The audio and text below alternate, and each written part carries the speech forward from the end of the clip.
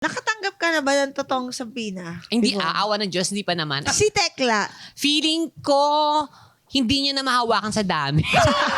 marami na namang makaka-relate ngayon kasi isa sa mga favorite niyong topics ang pag-uusapan natin. Opo, gustong gusto. Pag-ibig. Yes. Tanong natin today, masama bang magmahal ng sobra? Hindi talaga masamang magmahal ng sobra. Pero may So- mga tao talaga na nagsasabi talaga na pag nag-away, Oh. kapal na mukha mo, binigay ko sa yung lahat-lahat. Oo. Dapat, hindi mo na yun sinusumbat. Kasi Totoo. naging masaya ka. Meron kasing kasabihan, di ba, na kapag nagmahal ka, dapat magtira ka para sa sarili. Oo. Which is, hindi naman talaga nangyayari yun. Yun, kasi pag nagmahal ka, paano mo masasabi? Na nagtitira may ka. tinira ako. Meron lang, may tinira ako.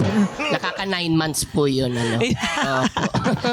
Kung babae, sa bakla kasi tatai lang niya yun. Sa financial aspect, binibigay nyo rin ba ang lahat? Ako talaga, pagdating sa mga financial, kaya ang relasyon ko ganun katagal kasi nga, long term. Long term. Paano naman yung family ng partner mo? May judgment ba from their side? Siyempre, wala. Wala talaga. Oo, go-grocery mo weekly. Pagka-judge.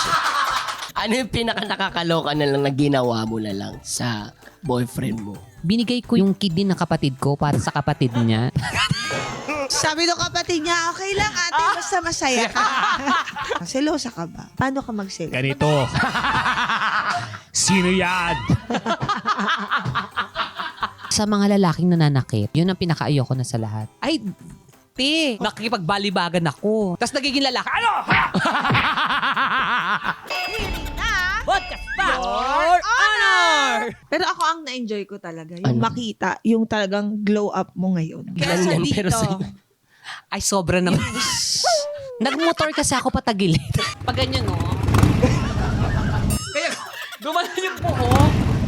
available sa YouTube channel ng Yulol, Spotify at Apple Podcasts. Naka-live stream din po kami kada Sabado ng gabi sa Yulol. Pagkatapos ng Pipita Manaloto.